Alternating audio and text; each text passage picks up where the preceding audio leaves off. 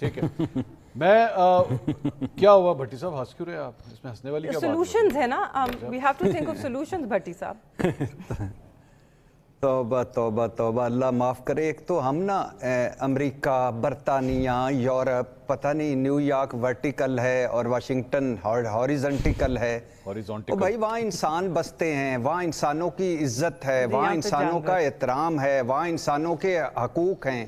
اور وہاں کتے بلیوں کو بھی اس طرح نہیں ٹریٹ کیا جاتا جس طرح یہاں انسانوں کو کیا جاتا ہے بند کر دیں وہ مثالیں دینا اور میں اختیار ولی صاحب بھائی جان اگر یہ کے پی پہ پروگرام ہوتا تو میں آپ سے زیادہ بلند آواز میں نوے اور مرثیے پڑھتا لیکن مجھے دکھ ہوا کہ آپ کے پی پہ یعنی اٹھا کے آپ لاہور سے پشاور چلے گئے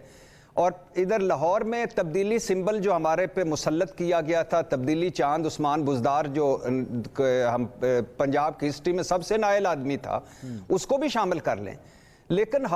راجہ رنجیت سنگھ کے بعد ہاؤس آف شریف کی سب سے لمبی حکمرانی ہے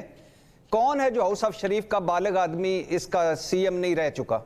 اور آپ نے کیا کیا اس ملک کے ساتھ یعنی آپ کوئی بتائیں مجھے کتنے لاہور میں درخت لگائے ہیں انہوں نے شہباز شریف صاحب نے نواز شریف صاحب نے مریم نواز صاحبہ نے حمزہ شہباز نے کتنی فیکٹریاں شہر سے باہر لے گئے ہیں کتنے سریے اور سیمنٹ کے جو ہم نے جو زمینیں بھر دی ہیں اس میں کمی کی ہے اور یہ جو 1.25 لاکھ میں پھر کہہ رہا ہوں روڈا کا جو زرخیز زمین 1.25 لاکھ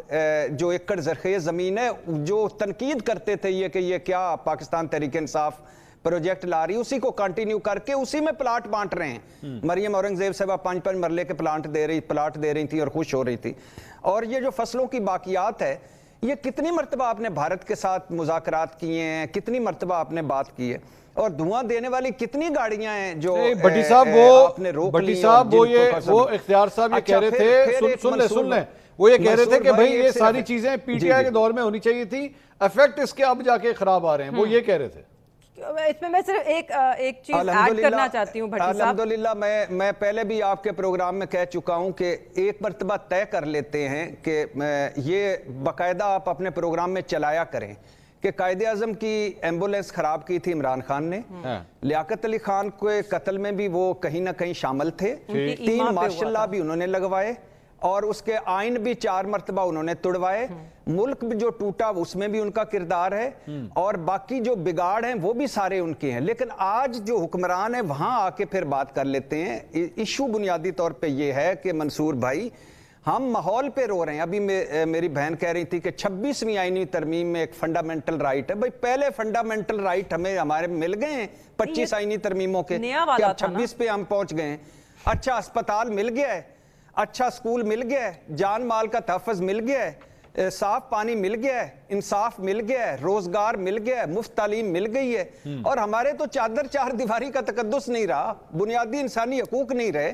تو بات بیسیکلی یہ ہے کہ آپ ساروں نے مل کے 4 سال کر لیں اختیار ولی صاحب اس میں ڈال لیں اس کو عثمان بزدار کو بھی اس نے کیا کرنا تھا وہ تو آپ ساروں کو پتہ ہے کیسا تھا لیکن یہ جو ارسطو تھے افلاطون تھے یہ جو بڑے لوگ تھے جن کے بڑے بڑے ویژن تھے ان کو تو خدا کے لیے اور اتنا تو کہہ دیں کہ مریم اورنگزیب صاحبہ واپس آ جائیں اسی ہوا میں کم از کم آپ بھی سانس لیں جس میں ہم لے رہے ہیں وہ بھی اختیار صاحب کہہ دیتے ہیں سر اختیار صاحب آپ اپیل کریں جی مریم اورنگزیب صاحب سے آئیں سارے مل کے ہم کرتے ہیں